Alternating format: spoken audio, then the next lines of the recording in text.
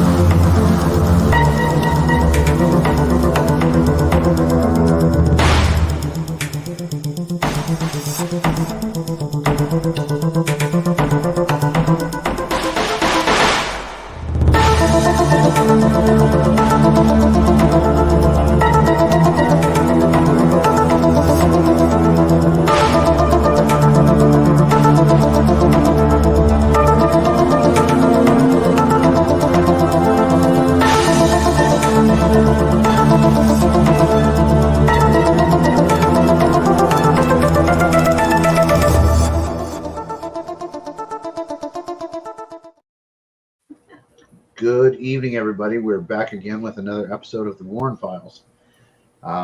Today, we're going to have some newer members on. In fact, all of you guys are within 6 months, right? No. Except for Dana. She's not. So we're going to have to figure out this Dana thing because we have Dana here and we have Dana down in the other corner of the screen. So what do we call you? I guess I'll call Schlachter. you. What about Boo? No, that's our dog's name. Well, I'll call you Schlachter then. Just call me Schlachter. So. Because then at least it's Jeff and Schlachter on there, so at least we know it's coming this way. Yep. So anyway, welcome everybody once again, and I apologize for the introduction to this. Normally I put a graphic up and it wouldn't play. It's playing in the background just nice. And then we go into our intro music and all that stuff. So, but it didn't work out that way. That's fine. So we're going to start with who we have here on as guests, and just introduce yourself and tell us a little bit about what you do. I'm going to start with Schlachter. My name is Dana Schlachter. I am on Jeff's team, and he's the one that got me into the foundation, actually, so we could actually go on our, if we had investigations, we could go together. I started out as being an investigator, researcher, and then found out that I also have abilities and have been working on my mediumship. Me too. Yeah. We have our own medium group. Yeah, I read fortune cookies for people. So if you ever want a fortune cookie reading, just hit. And it's actually pretty very accurate. And people really, we've actually had people ask us for him to do this. It's so literally so some friends of ours did a gallery reading, and so I was like the warm-up band at the card table out in the garage that would give people a fortune cookie reading just to break the ice as they walked into the location. And they were spot on it. accurate. It was like everybody loves it. So now it's our big thing. Everybody's like, can we have a fortune cookie reading from the Green Swamp? And it's like people a lot of mediums and stuff burn elements in the shells. I've got a little grill that I use. It's perfect. Is that at one of your houses or mine? What's that? Oh, that's mine. I apologize. Oh, No, I was just wondering. I've got a chair. Gotcha. yeah. So this is his little burner that's that what he I uses. burn safe wood and all that crazy stuff. That's awesome. So Savannah, let's go to you next. What's your Hi. deal? Hey guys. So I am a psychic medium, and I have been sensitive pretty much since childhood. Fun fact about me: when I was 12, I wanted to be a mortician. But now I'm not a mortician. However, I do still kind of get that link to the other side. I've worked for various metaphysical shops throughout Dallas-Fort Worth. I'm from Dallas, Texas.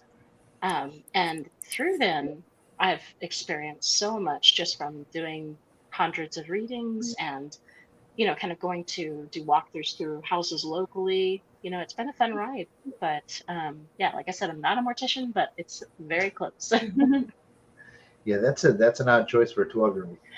For a 12-year-old, you would think, right? But I've always been sensitive to energies around people in locations around houses, and I never knew why. And I thought, Yeah. okay, is this just a part of my personality? How do I differentiate between the two? Mhm. It's taken a long time, but I feel like I am pretty clear on it now. Well, I've got a question for you then, because this is a common thing. So, was it accepted by your family when you were growing up, or were you told to just keep it quiet, don't talk about it? You're crazy. You're imagining things, or Right. Good question. When I reached the age of adulthood, they started taking me more seriously. But before, they were like, did you eat too much sugar? Maybe you should cut down on the soda, that sort of thing. So when I was younger, it was taken less seriously. But as I've gotten older and it has stuck around for decades now, they've started to be like, okay, maybe there's something to this. Yeah, cool. Let's go to Dana next. So, Dana, what's your backstory? I guess. Well, I'm a psychic medium and have had abilities since childhood, but I was in denial until about 3 years ago. Always, again, thought it was my imagination, thought I was crazy. Some headaches and a few MRIs later proved that wrong. So I was like, oh, okay, there's nothing wrong with me. I always thought, family tree. Uh-oh. No, Dana, come back to us. Dana, come on. You can do it, Dana. Where's the EKG things or whatever they're called? Clear. Yeah. Well, I guess we'll pause Dana since she's already paused herself.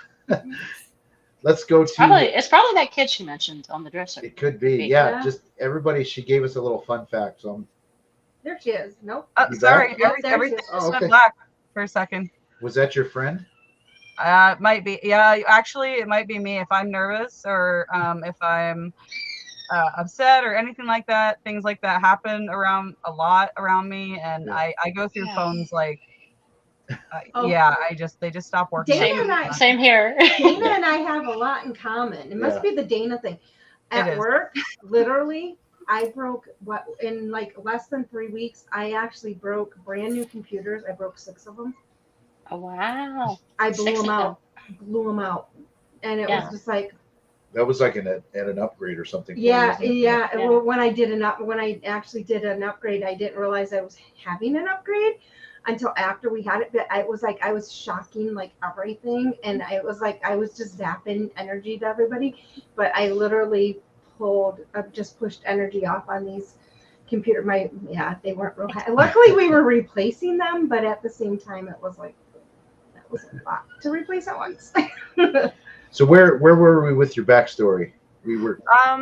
I don't know. I don't have to talk about myself. It's fine. No, actually, when I was younger, I wanted to be a mortician as well. So that's really interesting. I ended up not doing that. I ended up becoming a tattoo artist instead. And yeah, it's really hard to be touching somebody and then be in a vulnerable position like that for like 6 to 8 hours at a time sometimes and not find out everything about them and turn it off. So I started going to some classes with somebody I trusted, and they're a mentor to me now. And I was like, so how do I turn this off? I don't want to do it. They're like, oh yeah, you don't, honey. You just need to figure out what you want to do with it. I'm like, well, what do I do? And so that's how I ended up with the Warren Foundation, because I was like, oh, well, I may as well help people then, because it's not going away. Yeah. So how can I do that? And I didn't have a team. I was just doing things on my own, and I was like, oh, this isn't any fun alone, and it's not safe alone. So where do I go? And some friends of mine in the foundation were like, well, you should apply. And it's been awesome. Yeah, because you've got some training from Cindy Kaza, correct? Yeah.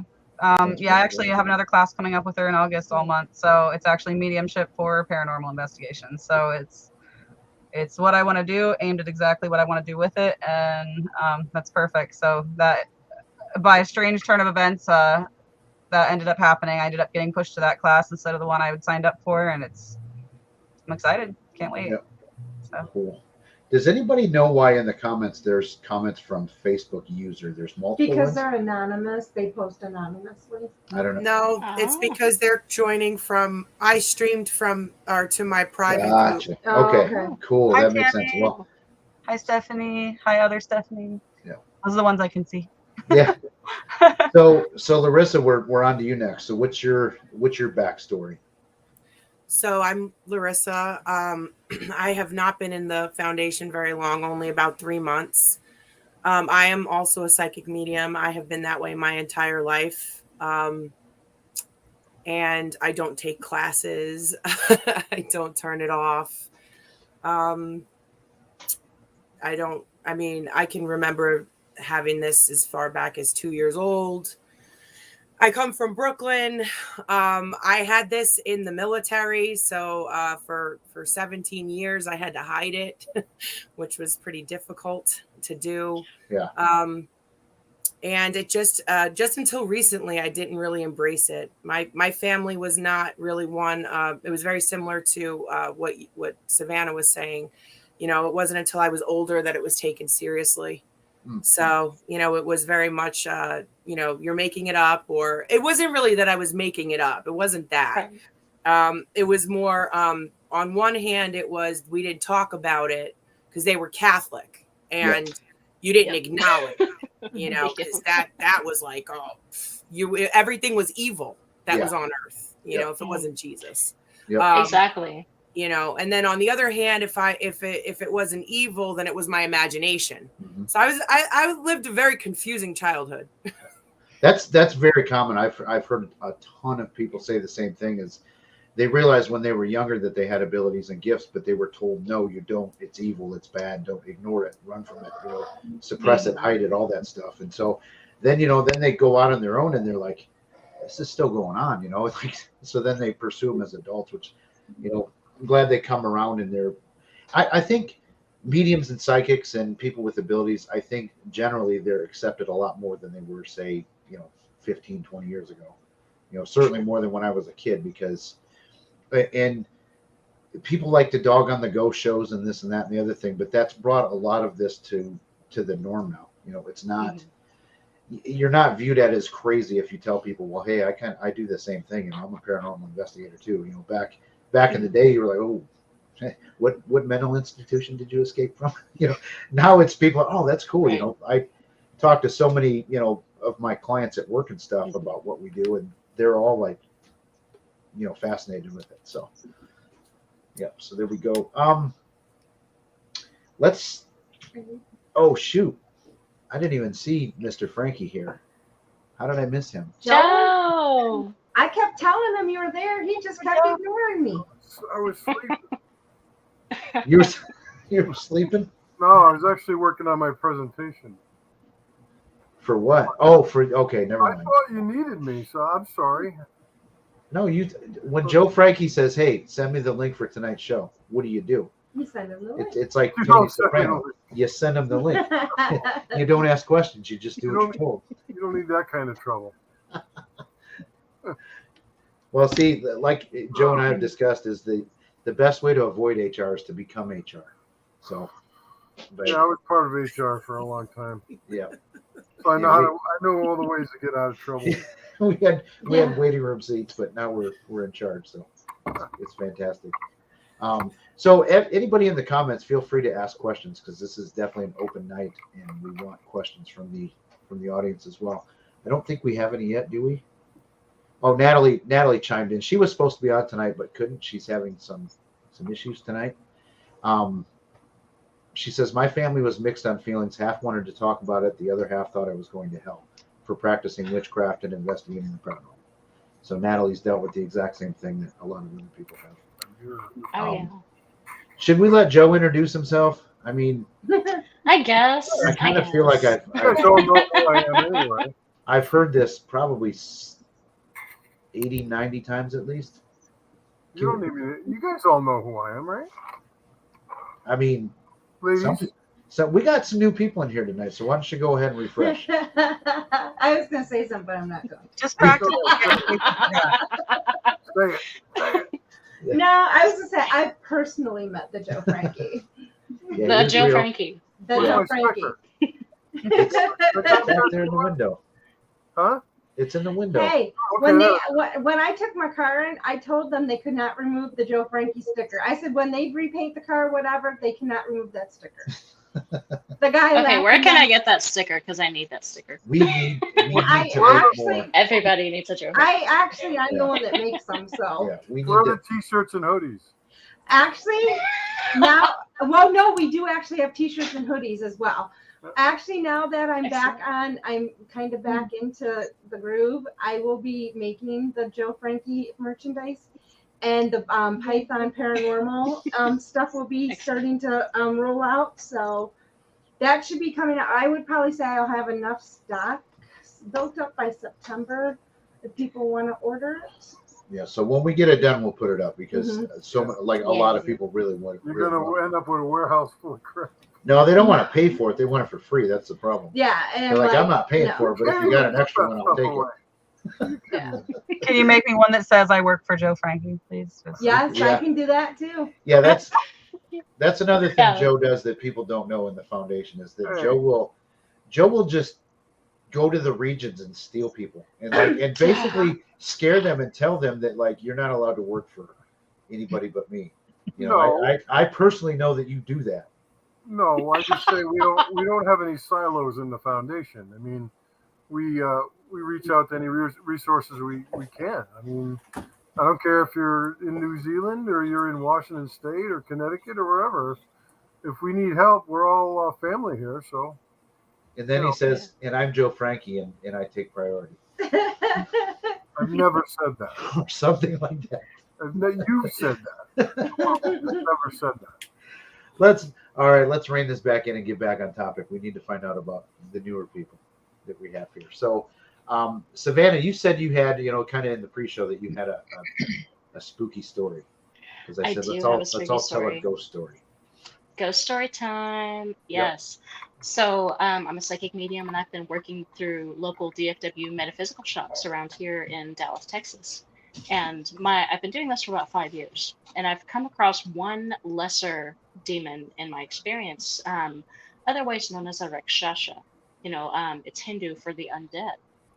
And there was this woman that came into the shop that I was working at, and she was losing patches of hair. She was, really coming and bringing in a weird sort of energy into the shop. So I was like, here, why don't you take this? I would try to address her with holy items, right? With my matrons at the market, with any sort of angel oracle cards. She would bring them back immediately. So that's kind of when a red flag went up in my mind, like, okay, something is off about her spiritual team. And so she would come back and continue just to come. And I thought, okay, what if it's feeding here? And I finally was able to penetrate psychically and see this thing. And it was inhuman, grotesque. One of the hallmarks of a Rakshasa is when it waves at you, its fingers bend backwards. And it has this sort of a tusk, saber-tooth appearance. And the best way I can describe it, it looks like Gollum from The Lord of the Rings, but dead. So it was one of the most difficult attachments that actually followed me home that I had to break. I did some banishing rituals, according to certain rites that I follow. And eventually it left because, I am not susceptible to the major downfalls that most people in a desperate situation that perform necromancy are. Hi from Uruguay. But this woman had told me, I've done animal sacrifice, I've done necromancy, I've gone in the cemetery, I've dug things up, and I'm like, whoa. And you're coming to me? Yeah. Okay, you're putting me in danger? Okay. You are not looking for help. You're returning every holy object that I give you. Yeah. And I consulted a friend who is a demonologist, and he came to the store, did a reading, and did a scan of me, and he's like, yeah, this is what's going on, girlfriend. And I'm like, no, sir. No, sir. So once I found it out and sought it out for what it truly was, I was able to begin the process of detachment. But had it left in the shadows, it would have probably wreaked more havoc than it had. But yeah, so spooky stuff right there, guys. Mm-hmm. Yeah, a lot of times that stuff, it doesn't just, one day you're fine, the next you're like, what in the world is going on? It creeps up on you. Mm-hmm. Right. And, it started to manifest between me and my husband. We would get into fights for no reason when we're both easygoing, down to earth people. We would be at each other's throats over Taco Bell. I'm like, why? you know, why? I know you wanted a burrito, but I wanted a taco. Yeah. Joe fights about Cheetos. Don't come at me, Joe. I'm hungry, actually. Yeah, that's. I'm left unsupervised, so. Oh, great. No, it's funny that you mentioned that because I'm working on a presentation now, and I talk about divination and necromancy and things like that to my audience because sorcerers, sorcery, Ouija boards, tarot cards. If you're not skilled on how to use them, can be very dangerous. Right. Exactly. Any form of divination. I've learned anyway through my many years of doing this, and these cases are very, very hard to solve sometimes because people are so embedded in this. I mean, I've worked on Ouija board cases where these people wouldn't make a decision without asking the board first. What should I do? Or right. Anytime you're searching for answers from the future through supernatural means, that's not good. Right. And this woman that came into the shop, she was like, I need you to do a reading for me. I need you to do it. I'm like, no, I'm not going to conjure this thing. Sorry. Yeah. Like, sorry, but not sorry. I'm not conjuring this thing. Because at the time I was doing a lot of cartomancy with tarot cards, with Oracle. And, still do to this day. But she would not, she was hounding me.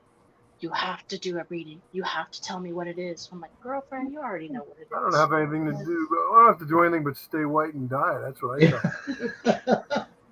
No, I mean, people just, they don't get it. I joke around a lot, but when I get serious, I tell people, you're meddling with powers you can't possibly understand. And Jeff, I've told you the stories when I've been physically attacked by these things in years past, and it is not fun. It is not fun, and it will scare the bejesus out of anybody if you are attacked by some unseen force. You can't fight something that's not tangible. The only thing you really have is your weapon, is your faith. And if you don't have faith, you're a target. You're what I call a victim soul, and that's what these things go after. They're not after people like us that are strong in our faith and we know what we're doing because we are willing to stand up to it. They're after the people that are messing around with this stuff and they know they don't know what they're doing. And they're like, here's my easy target. They go after people that are depressed, people that have substance abuse issues, alcohol issues, people that may be into things like pornography. These are the targets, mental health issues.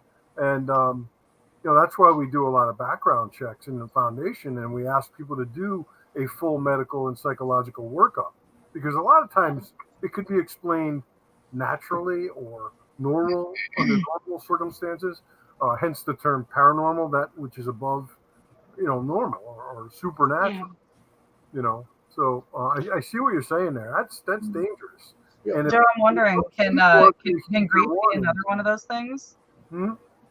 Can grief be kind of added to that list too if you're really going through it? Because I feel like that may be what happened to me recently. Yeah. Absolutely. When Ed Warren used to teach me, I've said this a lot. He said, Joe, spirits don't come on your time. They come on their time. Meaning that they will wait. It could be years down the road and you'll never put two and two together. But they're going to wait till you're at your lowest, most vulnerable point. Or they're going to go after the ones you love. I had a good friend of mine, and we've been friends for a long time. We worked on a very bad case for years. And he challenged it. And it went after his marriage, his finances, his children, and finally I said to him, I said, you need to step away from this work for a while, and he actually got upset with me and didn't talk to me for quite a while. And I said, you need to get your life back together. You challenge these things. That's the worst thing you can do. If you don't know what you're doing, You don't challenge the demonic. I know I used the D word there, but any negative, evil entities, forces, these things have the wisdom of the ages. They know things about you. They know your darkest secrets. They know your family, your finances. They know everything about you, and they're going to go after those weak links, and you need to be strong. Physical size and strength has very little to do with this. All right. When I was attacked years ago, I was 350 pounds, weightlifter, all that stuff. I was 22 years old. I wasn't scared of anything, except my wife, but that's another show. But no, you need to be strong spiritually, emotionally, psychologically. If you're attacked by something, even if you're just scratched or punched or bitten, let alone being picked up at 350 pounds and thrown across a room, and you're like, what the hell just happened? All right? You need to know, you need to dust yourself off. And I was pissed. And people are like, well, weren't you scared? I'm like, well, yeah, I'm just a guy. I'm a mortal human being. Of course I was scared, but I was more angry. It's like, you coward. Okay? This isn't tangible. This isn't something I can physically wrestle with. And that's one thing that Ed taught me is about, religious provocation and religious protection. And I mean, I'm strong in my faith, but again, we deal with people of all faiths, people with no faith. But when things like that happen to people, they get religion real quick. You gotta have faith in something. Well, yeah, but look, I'm just a guy. I don't know everything. I've been around for a long time, but there's people like my friend John Zaffis, who's been around for 50 plus years. Chris has been around longer than I have. But there's not too many people that have been through what we have. How many guys have actually faced a demon or a demonic force? All right. Show of hands. Not many people can say that. I highly think Not many. So. That's true. I'm pretty sure. 0 out of 10 stars. I don't recommend it. Want to say that. People are like, oh, that's cool. I'd love that for that to happen. Joe, Joe, the first time I had you on my show, what did I tell you that you like rolled your eyes big time and reprimanded me for? Well, you tell the story better than I do. You said to me what? You said something along the lines as, oh, I'd love for that to happen to me so I could experience it. I'm like, no, you wouldn't. I specifically said I wanted to get smacked or scratched. Yeah. Like I want, because you hear all those stories, it's like, is this really happening or, what? Even though so I wanted it to happen. But even though he has had people around him have things happen, he still wanted it to happen to himself. I just, that's me. It's got to happen to me. But after being in the foundation and seeing some things and things like that, I've changed my mind on that. Like that is, I don't want it to happen. I haven't had it happen, but it's been very, very close. I mean, I've had things come to this house a lot of times, and it's like, okay, that's close enough. I don't need to be touched. Well, that's I experienced it. We delve into this field. I get things here all the time. Yeah. I tell you, go ahead. Sorry. Go ahead. Go. No, I didn't know you were. I have a lag on my end, just so you know. Oh. Sorry, I didn't mean to interrupt you, Joe. No. I don't want to take over the show here. I just want people to understand how real this is. You ladies do. I know you guys do. Yeah. But the people that we're trying to educate, and I've always said this, I have two jobs here. That is to help people, meaning the public and you, and to educate. Okay? And that's what I do. I go around, I do a lot of stuff locally here, and I want to educate people because in the audience, most of the time, I have these paranormal groups, and you can always pinpoint them because they're always wearing their T-shirts and, they're all huddled together. Look, I'm not making fun of people that do that. I'm just saying, I just one group came up to me last year after a lecture. They all had their T-shirts on, like ABC Paranormal. On the back of the shirt, it said, investigations 100% free. And I just went, oh my God. And this guy walks up to me, he's a little cocky guy. And he's like, oh yeah, hey Joe, we're so-and-so, we do what you do. I go, let me stop you for a minute. I said, you don't do what I do. I said, you're a thrill seeker is what you are. I said, you probably have a YouTube channel, don't you? He goes, oh yeah.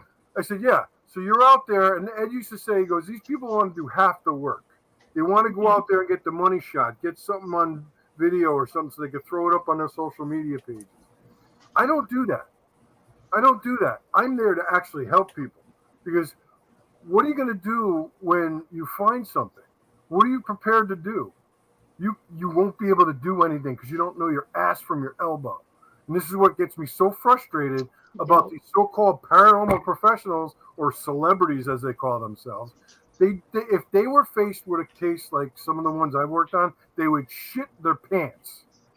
Okay? And I get aggravated. Obviously, you can tell I'm very passionate about it because I'm here to help people. All right? And we are, as a foundation. I just cannot stand the people out there with the egos and, oh, I was on the Travel Channel show. I don't care. I don't care if you're on a Travel Channel show. I was offered the show Ghost Hunters 20 years ago, and I turned it down. I could be a rich man today if I wanted to be. That's not why I'm in this work. I'm actually in debt. about that. You can ask my wife that. You know, I just came back from a case in New York we worked on. Dana, you were very helpful. You know, that's 5 days of my life I'm not going to get back. All right? But my payment is the satisfaction of knowing that we brought some peace of mind to the family. You know, that's why we do the work. And the people that are in the foundation, if they don't agree with that, then they probably shouldn't be here. I mean, that case was difficult for me, and that was the first real case that I got asked for help on. And I'm brand new to the foundation. I mean, I don't even think my 90 days is up, right? And that one was really heavy for me, and it involved a kid my son's age, and it was hard for me to even go into it. And I had to wait till the kids went to bed, and I had to go outside and sit and cry about it when I let everything come through and got the information that I got. It's not all fun and games. It's, you know, it's hard to do sometimes, but if it helps somebody, it's worth doing. And if you're doing it right and doing it with a great team of people, it's, you know, that's, if we have these abilities, what do we have them for if not to help people? I mean, they're not for personal gain. They're not for fun. They're not for thrill seeking. They're not to get famous. They're to help people. And before we get 100%. to Larissa with a story, Dana, I asked you if I could share this before we started. So Dana's reading on that case was so accurate, and you were brand new. So I'm like, you know, I didn't know you at all, and I obviously know you a lot better now. I thought that you cheated. I thought, you took the image. Yeah, I was gonna say, because Jeff was like, there is no way, It and I'm was like, so- I mean, I was even like, there is no way. So I took the image of the house, I searched it, and got I'm like, it's possible. It was possible. It was almost like the newspaper article, and I thought, Wow. How do you do that? Search an image. You can put an image in. I have a search that I can just take an image and put it in, and it will pull up just about anything.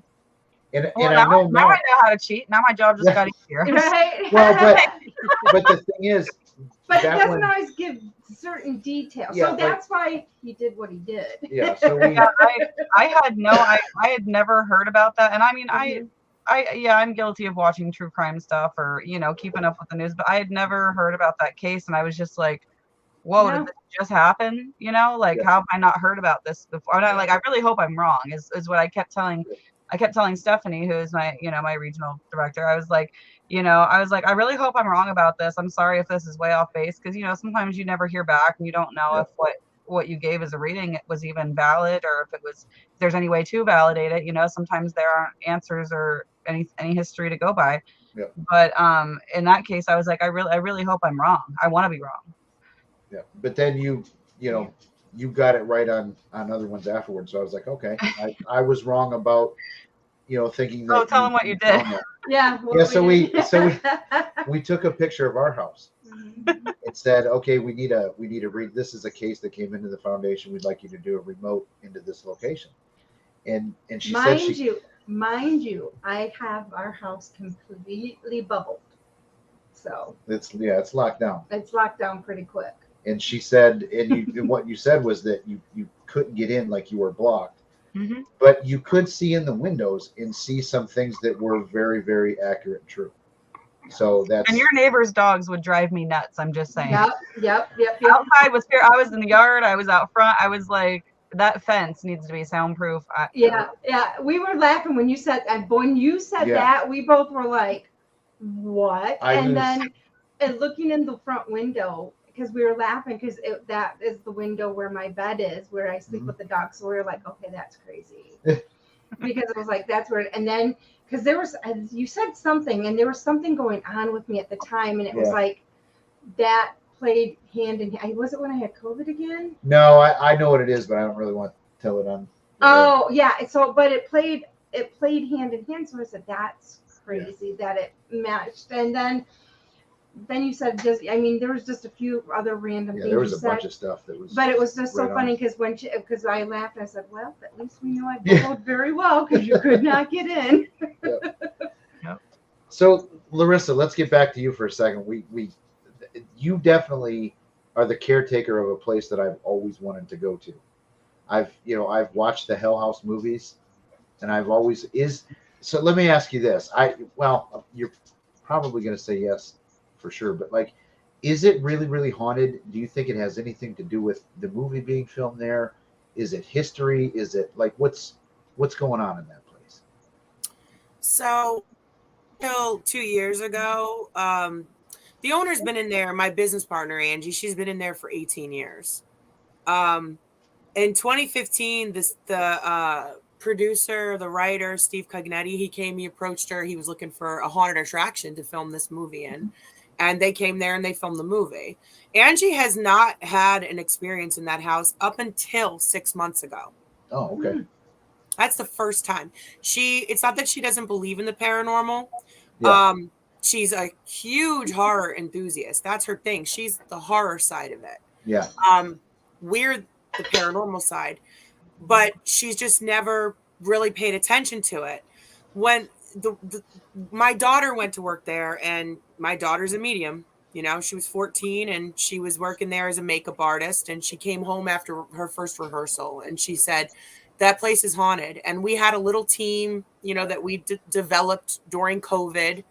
And, she came back and she was like, you should ask my boss if you can investigate. And we went in there and I was like, oh my God, this place is insane. And Angie was like, what are you talking about? I'm in here alone all the time. And I'm like, how do you not get how are you not terrified? Because I'm not typical. I didn't want to be a mortician. Not that there's anything wrong with that. I don't want to be in cemeteries. I don't run towards the slamming doors. Yes, I'm a medium. Yes, I'm an investigator. Yes, I want to do this to help people in research, but it still is very unsettling. When I see stuff, when I hear stuff, I'm still second guessing, oh my God, is that real? And then when I realize it is, it still scares me every time. So when I was in there, I was like, what do you mean you're here alone all the time? This place is so active and there's ghosts everywhere. Yeah. And come to find out, she had never had an experience. And the first time we investigated, all we had was experiences. I mean, up to voices, loud voices that other people who aren't mediums were hearing out loud, like people yelling and kids playing and just crazy stuff. So for 2 years, we didn't have any history on the place. And then all of a sudden, a team came in outside of us, independent of us, and their historian went digging and digging, and she found the craziest records ever. And this place goes back to 1742. And it's like, wow. The house was built in 1858, but the land goes back to 100 years earlier than that. And the bodies that are buried on the land and the original farms that were on the land, and it goes back to the original settlers of this actual town. So the number of families that are linked to this and the number of entities that are linked to this, it's incredible. So yeah, it is organically haunted. And then on top of that, you have your layers. You have the haunting that I believe from our research that we've done there is created by this mass amount of energy over 18 years of this being an active haunt. It's a huge attraction here because we're in the middle of nowhere, Pennsylvania, that people come to every year, and thousands of people are here during October. And that energy is just flooding through there. And we have had evidence, or we do have evidence of EVPs that are electronic sounding. And this is not a haunt that's an animatronics haunt. There's none of that happening here. Yeah. This is a scare attraction. So there's a storyline and there are scare actors. So we've got EVPs that are repeating the lines from this haunt, which is crazy. There are EVPs that repeat the legend behind the haunt. And then you have cloaks from the movie that people have seen, investigators have seen, we have seen. You have entities there that reenact things from the movie. So there's like layers of a haunting happening there. Yeah. And then how much do you think that because like I've said this about places like Bobby Mackey's or some of the more well-known places, I don't think what the original haunt was is still there. I think all that's gone and moved on, and all of it now is what people bring in there, because it's supposedly a portal to hell, so people bring Ouija boards, do seances, do weird crap there. So I think anything going on there now, and it could be. Do you think that goes on at Hell House too? Do you think people bring things in? First of all, we are so selective. We rent to teams, but I will tell you right now, we do not rent to everybody. We vet who comes into our location. I personally have an attachment to that location, and I don't mean in a creepy, weird like way. Okay, I mean like I love that house, and my daughter works in that house, so I'm protective of it. And Angie, that's her second home. So no, there's no seances, there's no Ouija boards, and the teams that have gone in there and rented, we know them. So no, we don't. I don't believe that that's what's going on in there. And we've been in there when the teams are in there. The only ones that have been left alone in there, again, are people that we've trusted to be alone in there. Yeah, that's cool. Yeah, that's good, because like I said, I know some of these locations, they're not monitored and they let anybody in and do whatever they want, and that's not always good. Not us. What are we watching here? Are we storming outside? Yeah, it's storming Yeah, we got again. I was gonna ask you, is it getting bad there? Because I'm feeling it. Yep. Yeah, well, this will be. We've had almost every time we have a storm since we've had the tornadoes. It's just been we get hit. Yep. Like more trees down, more limbs down. My car can't afford any more hail. It's like it's got to go to the shop again twice, and the side of the house can't afford any more hail damage. So it's like in wind damage and everything else. So it's like, and our dog, he's tired of the. So I used to live in Ohio, and just recently there was a tornado, just a very small one, more of a funnel cloud tornado for a second, that went over all 7 of the houses that I lived in. Oh wow! In that area, every single one of those houses, it went right over top. Where was that at? So it went from Janaden-Hutton to Yerkesville and Denison up to Midvale, Barnhill. Okay, those were the ones. Yeah, those were the ones that came after the ones we got. Ours were early June or second week of June. June 15th was when ours hit. Oh. And then the next week, like exactly a week later, we got hit with another storm. And we were out of power for like, what, 4 or 5 days? And I mean, we used to have all these beautiful trees. We are on the lake, and all the trees are like gone. Like there's no trees. It's like anymore. At a certain height, everything was just gone. It's like gone. It's just crazy. But, so we've turned into weather. Yeah, so I kind of get a little panicky when I start seeing the wind pick up, and it.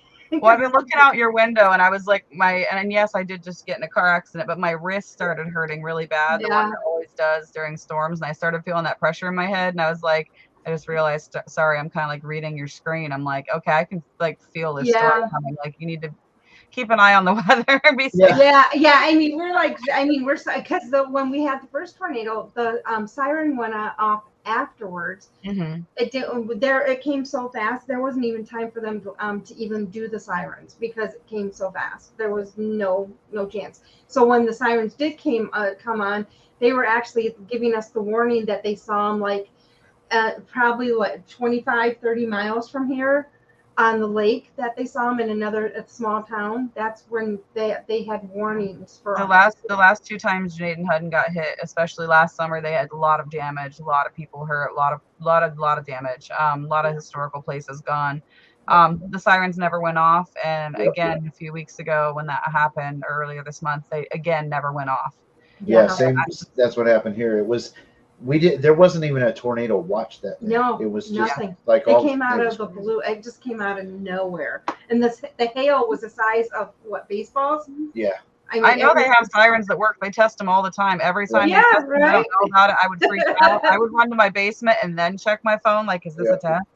Yeah. Yeah, You it's never usually know. noon on Fridays. The Yeah, first Friday first of the month. Friday I of the think. month. Everybody knows what my big fear is now. Yeah. So, well, let's get back to does Savannah, do you have another story to tell of I do. So I kind of live in the border of Texas and Oklahoma, right? And I had done a walkthrough for a couple that were complaining of, their fridge items being rearranged, things taken out of their fridge. They just were wanting to know what was there. So I did a walkthrough and I encountered the spirit of a Native American man with short hair. And he gave me a lot of visual images. Basically, he was put into a school. They made him cut his hair. He wanted revenge and he burned the school down. And I kept smelling the aroma of smoke, heavy, heavy smoke. And I kept having headaches and getting super nauseous while I was there.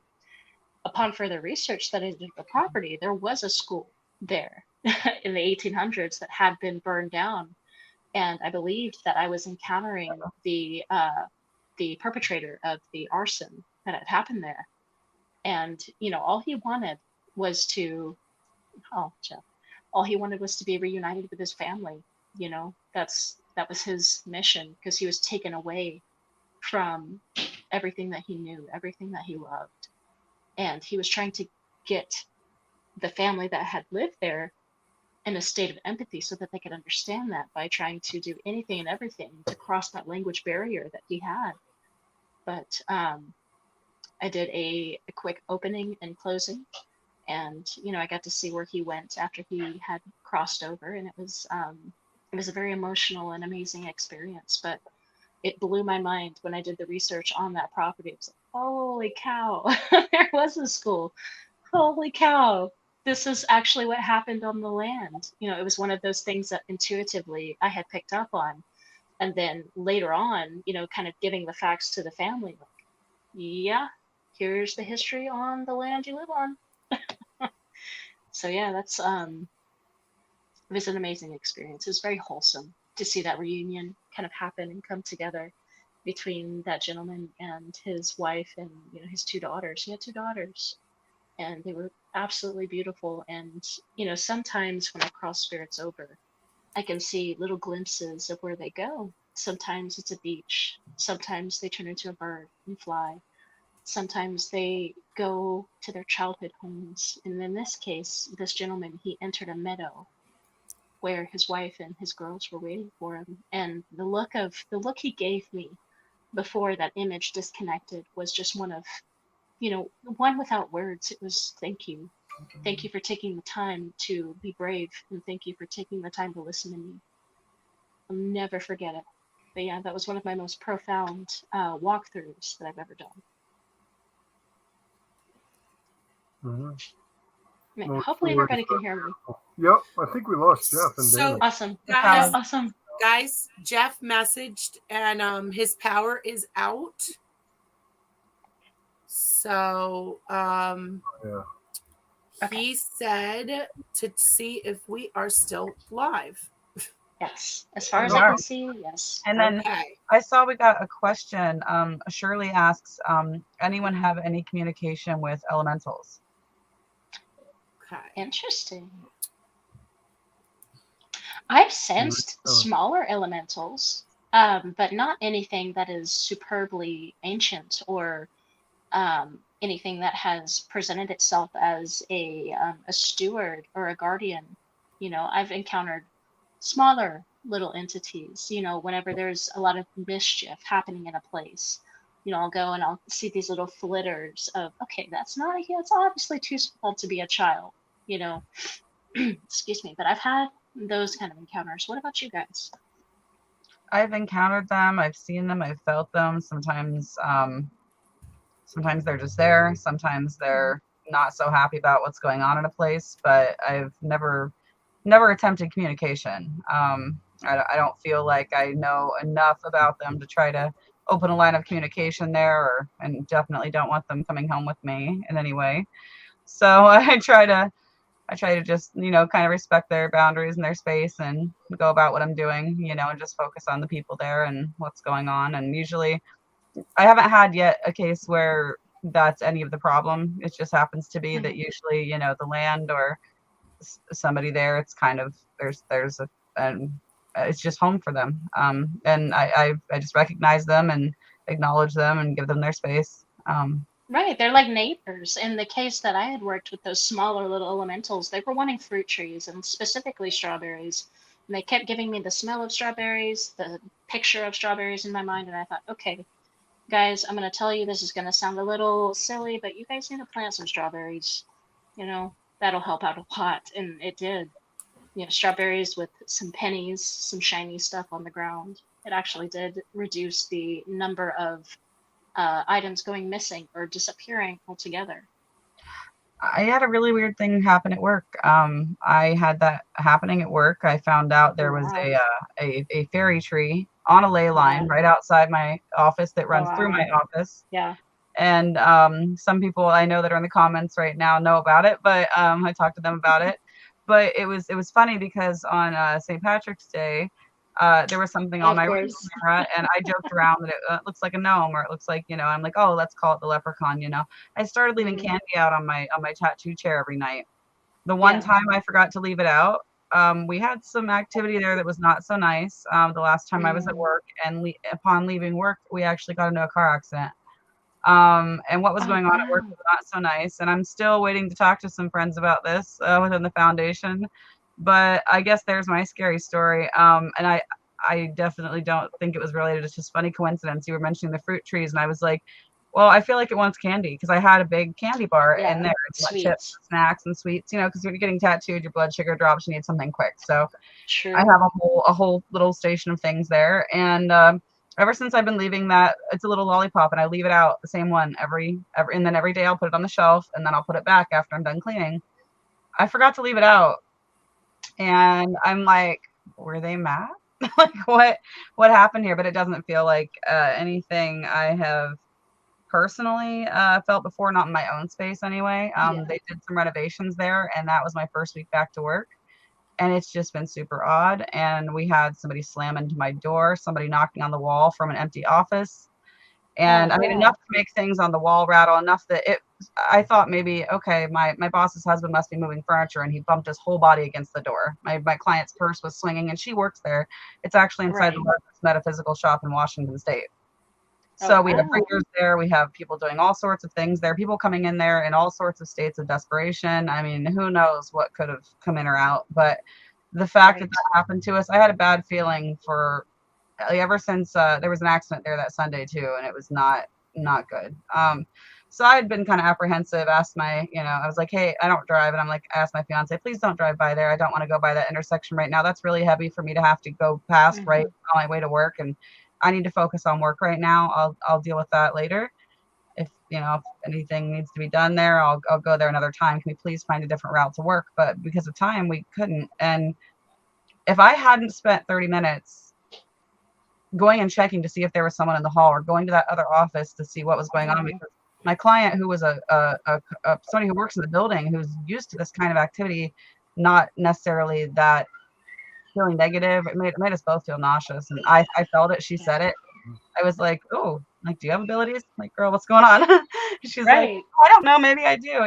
She doesn't really let on about it. She doesn't really want to talk about it. So we just kind of left it at that. And I was like, well, I know some people to talk to if you want to explore that. And we're just having our conversation, doing her tattoo, and it just kept getting like more and more aggressive. And so she finally got to the point where she was freaked out and ready to stop the tattoo session. So I got up to the ground and just tried to explain it away. And I knew there was no explaining it away. But I got up and tried to anyway. Had I not done that, we would have been home a half hour earlier. There wouldn't have been anybody in that intersection when the guy ran the red light. The other people were far enough behind us, like that we wouldn't have been in that spot. And I'm like, is this related? Like, you just sit there, and when it's yourself, it's hard. And people that don't know or don't have abilities, like, it's so hard to read for yourself or try to figure out what's going on with you. It and is. I'm like, it left me with a really really bad feeling though. And I'm like, I'm nervous to go back to work when I get cleared to go back to work, to be honest. And I'm like, I Right. actually talked to Joe about it, and I've talked to a few other people about it. Like, hey, could you give me some advice before I go back? Because it's like all the information I ever had on helping people just went out of my brain. And I suddenly Right. didn't know what to do when it was happening to me. Has there been a lot of loss of life at that intersection? That Sunday, 6 people lost their lives at that 6 intersection. people? Wow. 6 Wow. people. Do you know what happened? Can you? They the same exact thing happened. They were in the position we were in. A couple coming home from church ran the red light. They were looking at the light at the next intersection because it's green while the other one's red. And they're very old lights. They blend in with the surroundings. You don't notice the red light, but you see that green light up ahead, and you think you don't really see the intersection coming if there aren't a bunch of cars stopped. Well, this time there were a lot of cars stopped in the turn lane, so you knew there was an intersection there. There's a train crossing, big yellow sign. I mean, it's you should know it's an intersection.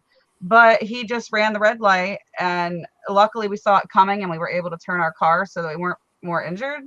But that Sunday, there were 7 people without seatbelts on in a 5-seat car, and they were all young, between the ages of 19 and 25, I believe, and they were there for like a job fair. They were here from different states, and they weren't so lucky. Yeah. And just and I that's the thing that I'm like most afraid of ever happening, really. And a lot of things can give us PTSD, and I've been dealing with that my whole life since I was 17 from a car accident. And so to have that finally actually happen to me again, it was really traumatic. And then we had to stand there in the wreckage of their car crash while we waited for help and waited for a ride home. And my daughter picked up a piece of the taillight and an earring.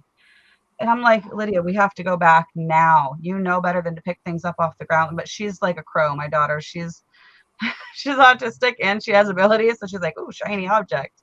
And she picked it up and brought it home. And I was like, we got to take this back right now.